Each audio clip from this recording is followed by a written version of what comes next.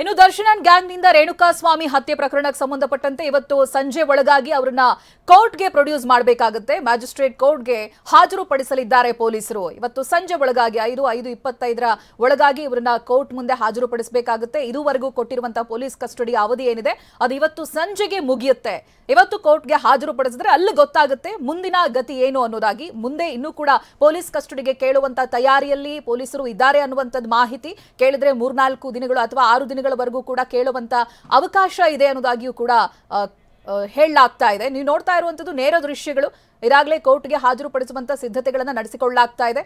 Darshan and gang ಇವತ್ತಿಗೆ ಅವರ police custody ಅಂತ್ಯವಾಗಿದೆ. ಇದಾಗಲೇ ಜೀಪ್ನಲ್ಲಿ ಕೂರಿಸಿಕೊಂಡಿದ್ದಾರೆ.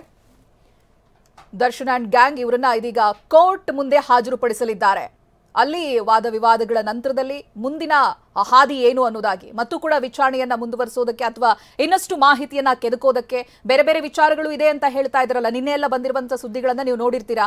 ಕೇವಲ ಆ ಒಂದು ಶೆಡ್ ನಲ್ಲಿ ನಡೀತಾ ಇದ್ದಿದ್ದು ಇದು ಒಂದೇ ಪ್ರಕರಣ ಅಲ್ಲ, ಈ ಹಿಂದೂ ಕೂಡ ಧಮಕಿ ಹಾಕುವಂತದ್ದು ಆ ರೀತಿಯಾದಂತಹ ಗಲಾಟೆಗಳು ನಡೆದಿತ್ತಲ್ಲಿ ಅನ್ನೋದಾಗಿ ಕೇಳ್ಪಡ್ತಾ ಇದ್ವಿ. ಸೊ ಆ ವಿಚಾರಕ್ಕೆ ಸಂಬಂಧಪಟ್ಟಾಗೇನು ಮತ್ತೆ ಕಸ್ಟಡಿಗೆ ಪಡ್ಕೊಂಡು ಮತ್ತು ವಿಚಾರಣೆಯನ್ನ ಮುಂದುವರಿಸುವಂತ ಸಾಧ್ಯತೆ ಇದೆಯಾ ಅಥವಾ ಮುಂದೆ ನ್ಯಾಯಾಂಗ ಬಂಧನಕ್ಕೆ ವಿಧಿಸುವಂತ ಸಾಧ್ಯತೆ ಇದೆ? ಇವೆಲ್ಲವೂ ಕೂಡ ಈಗ ಚರ್ಚೆಯಲ್ಲಿರುವಂತಹ ವಿಚಾರಗಳಷ್ಟೇ. ಇವತ್ತು ಸಂಜೆಯಾದ್ರೆ ಇದಕ್ಕೆ ಉತ್ತರ ಸಿಗುತ್ತೆ. ಇದೀಗ ಮ್ಯಾಜಿಸ್ಟ್ರೇಟ್ ಮುಂದೆ ತರೋದಕ್ಕೆ ಎಲ್ಲಾ ಸಿದ್ಧತೆಗಳನ್ನ ಮಾಡಿಕೊಳ್ಳಲಾಗ್ತಾ ಇದೆ. ನೀವು ನೋಡ್ತಾ ಇದ್ದೀರಾ ನೇರ ದೃಶ್ಯಗಳನ್ನ. ಈ ಬಗ್ಗೆ ಡೀಟೇಲ್ಸ್ ಅನ್ನ ಕೊಡ್ತಾ ಹೋಗ್ತಾರೆ ನಮ್ಮ ಪ್ರತಿನಿಧಿ ಪ್ರಜ್ವಲ್. ಫೋನ್ ಸಂಪರ್ಕದಲ್ಲಿದ್ದಾರೆ. ಪ್ರಜ್ವಲ್, ಇದೀಗ ಯಾವ ರೀತಿಯಾದಂತಹ ಸಿದ್ಧತೆಗಳು ನಡೀತಾ ಇದೆ? ಬಹುಶಃ ಇವತ್ತಿಗೆ ಮುಗಿತು ಅಂತ ಹೇಳಿದ್ರೆ ಸಂಜೆ ಒಳಗಾಗಿ ಪ್ರೊಡ್ಯೂಸ್ ಮಾಡಲೇಬೇಕಾಗುತ್ತೆ. ಏನ್ ಲೆಕ್ಕಾಚಾರಗಳು ಅಧಿಕಾರಿ ವಲಯದಲ್ಲಿ ಇದೆ ಅನ್ನೋದಾಗಿ? ಈಗಾಗಲೇ ಆರೋಪಿಗಳನ್ನ ನ್ಯಾಯಾಲಯದ ಮುಂದೆ ಹಾಜರುಪಡಿಸಲಿಕ್ಕೆ ಪೊಲೀಸರು ಎಲ್ಲಾ ಸಿದ್ಧತೆಯನ್ನ ಮಾಡ್ಕೊಂಡಿದ್ದಾರೆ. ಅದಕ್ಕೆ ಬೇಕಾದಂತ ಒಂದು ಕಡೆ ಆರೋಪಿಗಳನ್ನ ಕರೆದೊಯ್ಯಲು ವ್ಯವಸ್ಥೆಯನ್ನ ಮಾಡ್ಕೊಂಡಿದ್ದಾರೆ. ಅದಕ್ಕೆ ಬೇಕಾದಂತ ಭದ್ರತೆ ಮತ್ತೆ ಬೆಂಗಾವಲು ಕೂಡ ಎಲ್ಲದನ್ನು ಮಾಡ್ಕೊಂಡಿದ್ದಾರೆ. ಮತ್ತೆ ಇನ್ನೊಂದ್ ಕಡೆ ಆರೋಪಿಗಳ ಪೈಕಿ ಏನು 13 ಜನ ಈಗ ಪೊಲೀಸ್ ಕಸ್ಟಡಿಯಲ್ಲಿ ಇದ್ದಾರೆ. ಆ 13 ಜನರ ಪೈಕಿ ಎಲ್ಲರನ್ನೂ ಈಗ ನ್ಯಾಯಾಲಯದ ಮುಂದೆ ಹಾಜರುಪಡಿಸ್ತಾರೆ. ಹಾಜರುಪಡಿಸಿದ ಮೇಲೆ ಈ 13 ಜನರಲ್ಲಿ ಪ್ರಮುಖ ಆರೋಪಿಗಳಾದಂತ ಒಂದು 5-6 ಜನರನ್ನ ಮತ್ತೆ ಪೊಲೀಸ್ ವಶಕ್ಕೆ ನೀಡಿ ಅಂತ ಹೇಳಿ ನ್ಯಾಯಾಲಯದ ಮುಂದೆ ಮನವಿ ಮಾಡ್ಲಿಕ್ಕೆ ಪೊಲೀಸರು ತೀರ್ಮಾನವನ್ನ ಮಾಡಿಕೊಂಡಿದ್ದಾರೆ. ಅದರಲ್ಲಿ ಪ್ರಮುಖವಾಗಿ A1 to A5 ಕೇಳ್ಬೋದು. ಯಾಕಂದ್ರೆ ಈ ಹಿಂದಿನ ದಿನದಲ್ಲಿ ಸಹಿತ ಇವರೇನು ಪೊಲೀಸರು ನ್ಯಾಯಾಲಯದ ಮುಂದೆ ಮನವಿ ಮಾಡಿದ್ರು. ಅದ್ರಲ್ಲಿ A1 to A5 ಮೇನ್ ಅಕ್ಯೂಸರ್ಸ್ ಅಂತ ಹೇಳಿ ನ್ಯಾಯಾಲಯದ ಗಮನಕ್ಕೆ ತಂದಿದ್ರು. ಅಂದ್ರೆ A1 ಪವಿತ್ರ ಗೌಡ, A2 ದರ್ಶನ್ ಸೇರಿದಂತೆ ಪವನ್, ವಿನಯ್ ಸೇರಿದಂತೆ ಇವ್ರು 5 ಜನನ ಮತ್ತೆ ಉಳಿದಂತೆ ಇನ್ನೊಬ್ಬ ಆರೋಪಿ ನಾಗರಾಜ್, ಇವರೊಂದು 4-5 ಜನನ ಮತ್ತೆ ಪೊಲೀಸ್ ಕಸ್ಟಡಿಗೆ ಕೇಳಬಹುದು. ಅದನ್ನ ಹೊರತುಪಡಿಸಿ ಬಾಕಿ ಎಲ್ಲರನ್ನು ಸಹಿತ ನ್ಯಾಯಾಂಗ ಬಂಧನಕ್ಕೆ ನೀಡಿ ಅಂತ ಹೇಳಿ ನ್ಯಾಯಾಧೀಶರನ್ನ ಮನವಿ ಮಾಡಿದ್ರು. ಹೀಗಾಗಿ ಇವತ್ತು ಎಲ್ಲಾ ಆರೋಪಿಗಳನ್ನ ಕರ್ಕೊಂಡು ಹೋಗಿ ಕೋರ್ಟ್ ಮುಂದೆ ಹಾಜರುಪಡಿಸಿದ ನಂತರ ಕೆಲವು ಆರೋಪಿಗಳು ವಾಪಸ್ ಪೊಲೀಸ್ ಅಭಿರಕ್ಷೆಗೆ ಪಡೆದುಕೊಳ್ಳುವಂತ ಚಾನ್ಸಸ್ ಹೆಚ್ಚಾಗಿದೆ. ಯಾಕೆಂತಂದ್ರೆ ಈಗಾಗಲೇ 10 ದಿನಗಳ ಕಾಲ ಪೊಲೀಸರು ಆರೋಪಿಗಳನ್ನ ಕಸ್ಟಡಿಯಲ್ಲಿ ಇಟ್ಕೊಂಡಿದ್ದಾರೆ ನ್ಯಾಯಾಲಯದ ಅನುಮತಿ ಮೇರೆಗೆ. 10 ದಿನ ಕಸ್ಟಡಿ ಅಂತ ಅಂದ್ರೆ ಈಗ ನೋಡ್ಬೋದು ಆರೋಪಿಗಳನ್ನ ಕರ್ಕೊಂಡು ಹೋಗುವಂತ ಕೆಲಸ ಆಗ್ತದೆ. ತನಿಖಾಧಿಕಾರಿ ಚಂದನ್ ಅವರು ಈಗಾಗಲೇ ಮೊದಲ ವಾಹನದಲ್ಲಿ ಅವ್ರು ಹೊರಗಡೆ ಹೋಗಿದ್ದಾರೆ. ನಂತರದಲ್ಲಿ ಈಗ ಬಸ್ಸಿನಲ್ಲಿ ಉಳಿದಂತ ಆರೋಪಿಗಳನ್ನ ಕರ್ಕೊಂಡು ಹೋಗ್ತಿದ್ದಾರೆ. ಅದನ್ನ ನೇರ ದೃಶ್ಯಾವಳಿಗಳನ್ನ ಸಹಿತ ತೋರಿಸ್ತೀವಿ. ಆರೋಪಿಗಳನ್ನ ದರ್ಶನ್ ಆಗ್ಬೋದು ಮತ್ತೆ ಉಳಿದಂತ ಎಲ್ಲ ಆರೋಪಿಗಳು ವಿನಯ್, ದರ್ಶನ್ ಸೇರಿದಂತೆ ಪೊಲೀಸ್ ಕಸ್ಟಡಿಯಲ್ಲಿ ಯಾರ್ಯಾರಿದ್ರು ಎಲ್ಲ ಆರೋಪಿಗಳನ್ನು ಕರ್ಕೊಂಡು ಹೋಗುವಂತ ಕೆಲಸ ಆಗ್ತಿದೆ. ಪವಿತ್ರ ಮತ್ತೆ ದರ್ಶನ್ ಒಂದು ವಾಹನದಲ್ಲಿ ಕರ್ಕೊಂಡು ಹೋಗ್ತಿದ್ದಾರೆ. ಪೊಲೀಸರೀಗ ಆರೋಪಿಗಳನ್ನ ನ್ಯಾಯಾಲಯದ ಮುಂದೆ ಹಾಜರುಪಡಿಸ್ತಾರೆ. ಹಾಜರುಪಡಿಸಿದ ನಂತರವಾಗಿ ಅಲ್ಲಿಂದ ಮತ್ತೆ ಪೊಲೀಸ್ ಕಸ್ಟಡಿಗೆ ಕೇಳ್ತಾರೆ. ಉಳಿದಂತೆ ಒಂದು 3 ಜನರನ್ನ ಇಲ್ಲಿಂದ ವಾಪಸ್ ನ್ಯಾಯಾಲಯದ ಮೂಲಕ ಮನವಿಯನ್ನ ಮಾಡ್ಕೊಂಡು ಇದು ಮಾಡ್ತಾರೆ. ಈಗ ಅಭಿಮಾನಿಗಳು ಒಂದಷ್ಟು ಜನ ಕಿರ್ಚಾಡೋದಾಗ್ತದೆ. ಪೊಲೀಸ್ ಠಾಣೆ ಮುಂದೆ ಯಾವುದೇ ಪುಂಡಾಟ ನಡೆಯಕ್ಕೆ ಬಿಡಲ್ಲ ಅಂತ ಹೇಳಿ ಅವ್ರನ್ನೆಲ್ಲರನ್ನು ಲಾಠಿಯನ್ನ ಬೀಸಿ ಚದುರಿಸುವಂತ ಕೆಲಸವನ್ನ ಮಾಡ್ತಾ ಇದ್ದಾರೆ. ಈಗ ಸದ್ಯಕ್ಕಿರುವಂತ ಲೇಟೆಸ್ಟ್ ಅಪ್ಡೇಟ್ ಏನಪ್ಪಾ ಅಂತಂದ್ರೆ ಆರೋಪಿಗಳನ್ನ ನ್ಯಾಯಾಧೀಶರ ಮುಂದೆ ಹಾಜರುಪಡಿಸಿ ಅಲ್ಲಿಂದ ಮತ್ತೆ ಪೊಲೀಸ್ ವಶಕ್ಕೆ ಪಡ್ಕೊಳ್ಳುವಂತ ಕೆಲಸವನ್ನ ಅಧಿಕಾರಿಗಳು ಮಾಡ್ತಾರೆ. ಉಳಿದಂತೆ ಒಂದಿಬ್ರನ್ನ ಒಂದು 5-6 ಜನ ಪೊಲೀಸ್ ಆರೋಪಿಗಳು ಮಾತ್ರ ಈಗ ಪೊಲೀಸ್ ಕಸ್ಟಡಿಗೆ, ಉಳಿದಂತವರು ನ್ಯಾಯಾಂಗ ಬಂದವರಿಗೆ ಹೋಗ್ತಾರೆ ಅಂತ ಅನ್ಸುತ್ತೆ. ಅದು ಕೋರ್ಟ್ ಅಲ್ಲಿ ಡಿಸೈಡ್ ಆಗುತ್ತೆ. ಎಸ್ ಪ್ರಜ್ವಲ್, ಇಲ್ಲಿ ಒಂದು ವಿಚಾರ, ರೇಣುಕಾಸ್ವಾಮಿ ಹತ್ಯೆಗೆ ಸಂಬಂಧಪಟ್ಟಂತೆ ಬೇಕಾದಷ್ಟು ಸಾಕ್ಷ್ಯಗಳನ್ನ ಇದಾಗಲೇ ಕಲೆ ಹಾಕಿದ್ದೀವಿ ಅನ್ನೋದಾಗಿ ನಿನ್ನೆ ದಿನ ಅಧಿಕಾರಿಗಳು ಹೇಳ್ತಾ ಇದ್ರು. ಬಹುಶಃ ಇನ್ನೂ ವಾಪಸ್ ಅವ್ರನ್ನ ಕಸ್ಟಡಿ ಕೇಳೋದಕ್ಕೆ ಈ ಶೆಡ್ ನಲ್ಲಿ ಬೇರೆ ಬೇರೆ ವಿಚಾರಗಳು ಧಮಕಿ ಹಾಕುವಂತದ್ದೆಲ್ಲ ನಡೆದಿದೆ ಅಂತ ಹೇಳ್ತಾರಲ್ಲ, ಅದು ಕೂಡ ಮಹತ್ವದ ಟ್ವಿಸ್ಟ್ ಅನ್ನ ಪಡೆದುಕೊಳ್ಬಹುದಾ ಇವತ್ತಿನ ದಿನ ಹೇಗೆ ಅಂತ?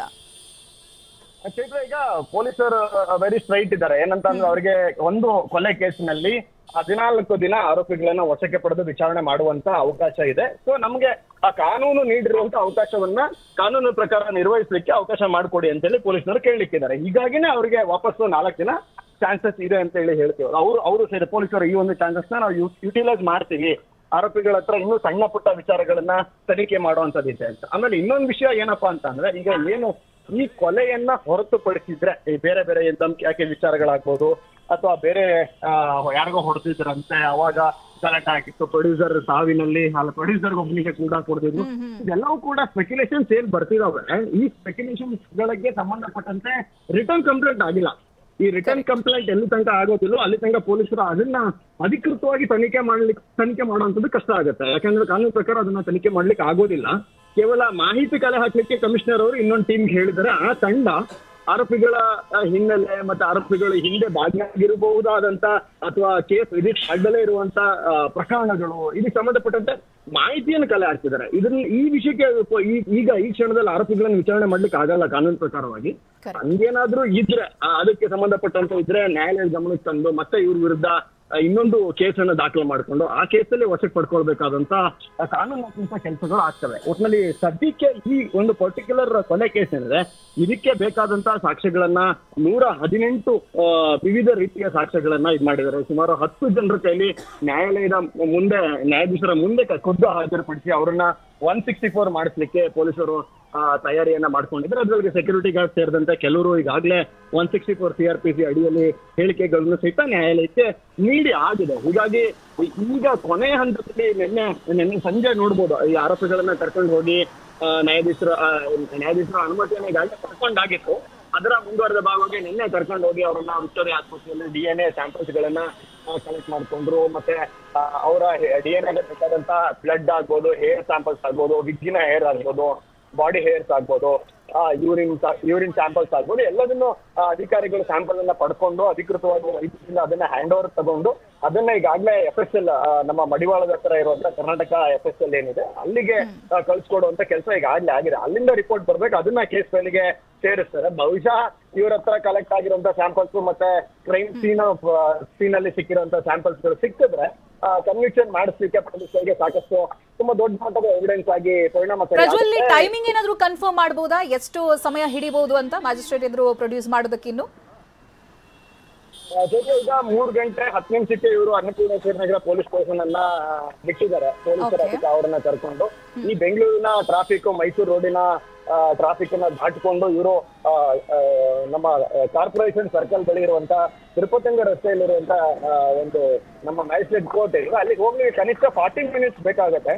ಹೀಗಾಗಿ ಒಂದು 4 ಗಂಟೆ ಆಸುಪಾಸಲ್ಲಿ ಆರೋಪಿಗಳು ಕೋರ್ಟ್ ರೀಚ್ ಆದ್ರು. ಓಕೆ, ಥ್ಯಾಂಕ್ ಯು ಪ್ರಜ್ವಲ್ ಡೀಟೇಲ್ಸ್ಗಾಗಿ. ಮತ್ತೆ ಸಂಪರ್ಕ ಮಾಡುವಂತ ಪ್ರಯತ್ನ ಮಾಡ್ತೀವಿ. ನೋಡಿ, ಇಲ್ಲಿ ಪ್ರಜ್ವಲ್ ನಮ್ಮ ಪ್ರತಿನಿಧಿ ಹೇಳೋ ಪ್ರಕಾರ 4 ಗಂಟೆ ಅಷ್ಟೊತ್ತಿಗೆ ಕೋರ್ಟ್ ಮುಂದೆ ಹಾಜರುಪಡಿಸ್ತಾರೆ, ಮ್ಯಾಜಿಸ್ಟ್ರೇಟ್ ಮುಂದೆ ಹಾಜರುಪಡಿಸ್ತಾರೆ ಅಂತ. ಇಲ್ಲಿವರೆಗೆ, ಇವತ್ತಿನ ದಿನದವರೆಗೆ, ಈ ಕ್ಷಣದವರೆಗೂ ಕೂಡ ಏನೇನು ಮಾಹಿತಿಯನ್ನ ಸಂಗ್ರಹಿಸಬಹುದು, ಏನೇನು ಸಾಕ್ಷಿಗಳನ್ನ ಕಲೆ ಹಾಕಬಹುದು, ಅವೆಲ್ಲಾ ಕೆಲಸವನ್ನ ತನಿಖಾಧಿಕಾರಿಗಳು ಮಾಡಿದ್ದಾರೆ.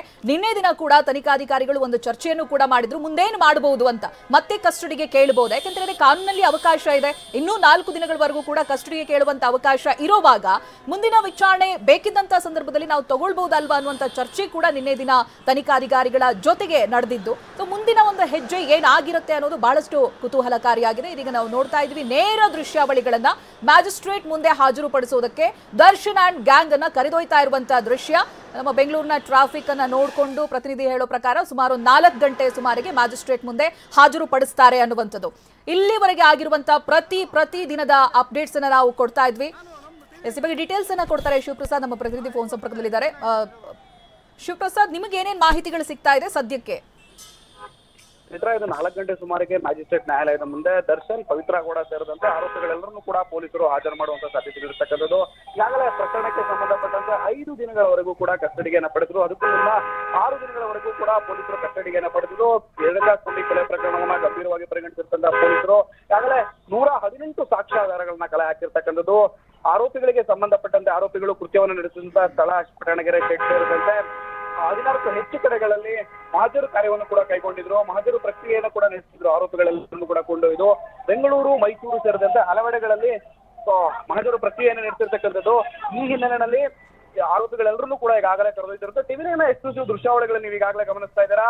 ಆರೋಪಿಗಳನ್ನೆಲ್ಲರನ್ನೂ ಕೂಡ ಅನ್ನಪೂರ್ಣೇಶ್ವರ ನಗರ ಪೊಲೀಸ್ ಠಾಣೆಯಿಂದ ಈಗಾಗಲೇ ಮ್ಯಾಜಿಸ್ಟ್ರೇಟ್ ನ್ಯಾಯಾಲಯಕ್ಕೆ ಕರೆದೊಯ್ದಿರ್ತಕ್ಕಂಥದ್ದು. ಈಗಾಗಲೇ ಪೊಲೀಸರ ವಾಹನದಲ್ಲಿ ಅವರೆಲ್ಲರನ್ನೂ ಕೂಡ ಕೊಂಡೊಯ್ದಾಗ್ತಕ್ಕಂಥದ್ದು. 4 ಗಂಟೆಗೆ ಸುಮಾರಿಗೆ ಈಗಾಗಲೇ ಆರೋಪಿಗಳೆಲ್ಲರನ್ನೂ ಕೂಡ ನ್ಯಾಯಾಧೀಶರ ಮುಂದೆ ಹಾಜರುಪಡಿಸ್ತಾರೆ. ಪೊಲೀಸರಿಗೆ ಅವಶ್ಯಕತೆ ಇದ್ದಲ್ಲಿ ಮತ್ತಷ್ಟು ವಿಚಾರಣೆಯನ್ನು ನಡೆಸಬೇಕಿದ್ದಂತ ಸಂದರ್ಭದಲ್ಲಿ ಆರೋಪಿಗಳನ್ನ ಮತ್ತೆ ಕಸ್ಟಡಿಗೆ ಕೇಳುವಂತ ಸಾಧ್ಯತೆಗಳು ಕೂಡ ಇರತಕ್ಕಂಥದ್ದು. ಪೊಲೀಸರ ಮನವಿಯನ್ನ ಪುರಸ್ಕರಿಸಿ ನ್ಯಾಯಾಲಯ ಆರೋಪಿಗಳನ್ನ ಮತ್ತೆ ಪೊಲೀಸ್ ಕಸ್ಟಡಿಗೆ ನೀಡಬಹುದು. ಅಷ್ಟೇ ಅಲ್ಲದೆ ಪೊಲೀಸರ ವಿಚಾರಣೆಯನ್ನು ಏನಾದ್ರು ಕೂಡ ಕಂಪ್ಲೀಟ್ ಮಾಡಿದ್ರೆ ತನಿಖೆ ಸಂಬಂಧಪಟ್ಟಂತೆ ಆ ಆರೋಪಿಗಳ ಅವಶ್ಯಕತೆ ಸದ್ಯಕ್ಕಿಲ್ಲ ಅಂತ ಹೇಳಿದ್ರೆ ಪೊಲೀಸರು ಮನವಿ ಮಾಡದೇ ಇರತಕ್ಕಂಥ ಸಂದರ್ಭದಲ್ಲಿ ಆರೋಪಿಗಳನ್ನ ನ್ಯಾಯಾಂಗ ಬಂಧನಕ್ಕೆ ಒಪ್ಪಿಸುವಂತ ಸಾಧ್ಯತೆಗಳು ಕೂಡ ಇರತಕ್ಕಂಥದ್ದೇ. ಕೋರ್ಟ್ನ ಆದೇಶ ಏನಾಗಿರುತ್ತೆ ಅನ್ನೋದು ಸಾಕಷ್ಟು ಕುತೂಹಲವನ್ನು ಕೇಳ್ತಿರ್ತಕ್ಕಂಥದ್ದು. ಮತ್ತಷ್ಟು ವಿಚಾರಣೆ ಆ ಅವಶ್ಯಕತೆ ಇರತಕ್ಕಂಥ ಹಿನ್ನೆಲೆಯಲ್ಲಿ ರಾಮಕೃಪಳ್ಳಿ ಪೊಲೀಸರು ಆರೋಪಿಗಳನ್ನ ವಶಕ್ಕೆ ಪಡೆಯುತ್ತಾರೆ ಅನ್ನೋದನ್ನ ಕಾದ್ ನೋಡ್ಬೇಕಾಗಿದೆ. ಅಷ್ಟೇ ಅಲ್ಲದೆ ಈ ಆರೋಪಿಗಳೆಲ್ಲರಲ್ಲೂ ಕೂಡ ಯಾರ್ಯಾರ ಪಾತ್ರ ಏನೇನಿದೆ ಅನ್ನೋದ್ರ ಬಗ್ಗೆಯೂ ಕೂಡ ಹೇಳಿಕೆಗಳನ್ನ ದಾಖಲು ಮಾಡ್ಕೊಂಡಿರ್ತಕ್ಕಂಥದ್ದು. ಅಷ್ಟೇ ಟಿವಿಎನ್ಗೆ ಲಭ್ಯ ಆಗಿರ್ತಕ್ಕಂಥ ಉನ್ನತ ಪೊಲೀಸ್ ಮೂಲಗಳ ಮಾಹಿತಿಯ ಪ್ರಕಾರ ಈಗಾಗಲೇ ಒಂದಷ್ಟು ಮಾಹಿತಿಗಳು ಕೂಡ ಲಭ್ಯ ಆಗಿರ್ತಕ್ಕಂಥದ್ದು. ದಾಖಲೆಗಳ ಪ್ರಕಾರ ಸ್ವಹಿತ ಹೇಳಿಕೆಯಲ್ಲಿ ಕೂಡ ದರ್ಶನ್ ನಮೂದು ಮಾಡಿರ್ತಕ್ಕಂಥದ್ದು. ಕೊಲೆ ಪ್ರಕರಣವನ್ನು ಒಪ್ಪಿಕೊಂಡಿದ್ದಾರೆ ಅಂತ ಹೇಳಿ ಸ್ಟೇಟ್ಮೆಂಟ್ ಅಲ್ಲಿ ದಾಖಲು ಮಾಡಿರ್ತಕ್ಕಂಥದ್ದು. ಈ ಹಿನ್ನೆಲೆಯಲ್ಲಿ ಆರೋಪಿಗಳೆಲ್ಲರನ್ನೂ ಕೂಡ ಸ್ಟೇಟ್ಮೆಂಟ್ ಅನ್ನು ಕೂಡ ಈಗಾಗಲೇ ಮಾಡ್ಕೊಂಡಿರ್ತಕ್ಕಂಥದ್ದು. ಹೇಳಿಕೆಗಳನ್ನು ಕೂಡ ದಾಖಲಿಸಿಕೊಳ್ಳಲಾಗಿದೆ. ಅವಶ್ಯವಿರತಕ್ಕಂತ ಎಲ್ಲ ದಾಖಲೆಗಳನ್ನು ಕೂಡ ಪೊಲೀಸರು ಕಲೆ ಹಾಕಿದ್ದಾರೆ. ಈ ನಿಟ್ಟಿನಲ್ಲಿ ಒಂದಷ್ಟು ಮಾಹಿತಿಗಳ ಪ್ರಕಾರ ಇವತ್ತು ಪೊಲೀಸ್ ಕಸ್ಟಡಿಗೆ ಕೇಳ್ತಾರ ಅನ್ನೋದನ್ನ ಕಾದು ನೋಡ್ಬೇಕಾಗಿದೆ. Thank you Shivaprasad. ಮತ್ತಷ್ಟು ಅಪ್ಡೇಟ್ಸ್ಗಾಗಿ ಮತ್ತೆ ಸಂಪರ್ಕ ಮಾಡ್ತೀವಿ.